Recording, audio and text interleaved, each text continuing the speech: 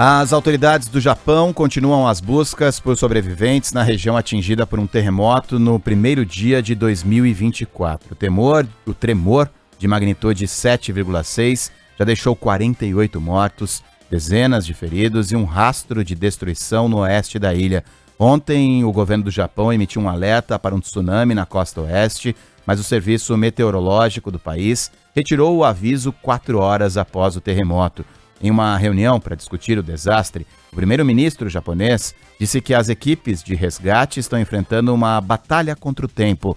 São mais de 1.000 militares auxiliando na busca por sobreviventes na península de Noto, o epicentro do tremor. O terremoto destruiu estradas e um aeroporto da região, o que tem prejudicado a chegada das equipes aos locais mais afetados. O Itamaraty prestou solidariedade ao Japão e destacou que ainda não há confirmação de brasileiros entre as vítimas. Natural de Belém, no Pará, a brasileira Suelen Hayashi vive há 1 ano e meio no Japão com o marido e 2 filhos. Ela conta que soube como reagir no momento do tremor, porque passou por um treinamento em uma escola. No primeiro momento, a brasileira ficou com a família embaixo da mesa e depois conseguiu deixar o prédio de 3 andares em direção à rua.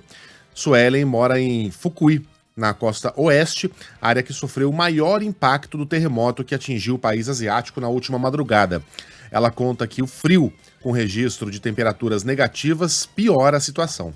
Por exemplo, aqui no meu apartamento eu tenho calefação, né? Que eu tenho como usar o ar-condicionado para esquentar a casa.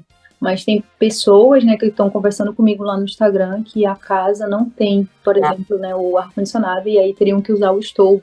E aí o estovo é usado com querosene. Então muita gente não tem, né, como usar, porque agora como está tendo muita réplica, então isso pode fazer com que pegue fogo a casa e tudo mais. Então tem muita gente que está aí com frio, está passando essa situação difícil.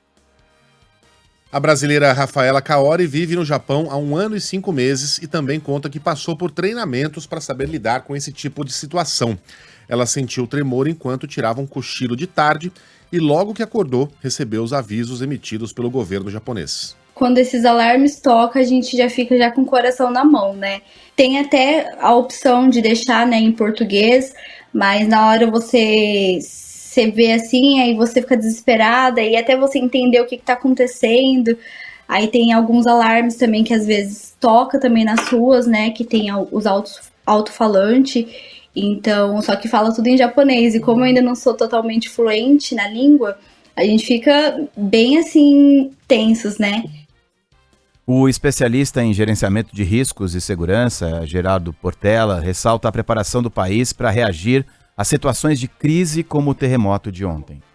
O Japão tem a sua própria estrutura de resposta, eles fazem uma coleta de dados permanente, então eles têm instrumentos de medição com flutuadores no mar que se comunicam por satélite, então eles emitem informações de dados sobre ondas, sobre a condição do mar, por satélite. Isso é monitorado, centralizado.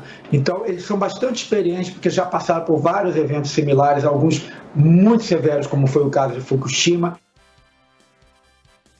O presidente dos Estados Unidos, Joe Biden, disse que o país está em contato com o governo japonês para prestar assistência necessária.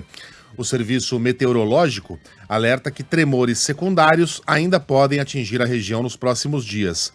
E manteve o aviso para que os moradores das áreas costeiras deixem suas casas, mesmo sem o risco de tsunami.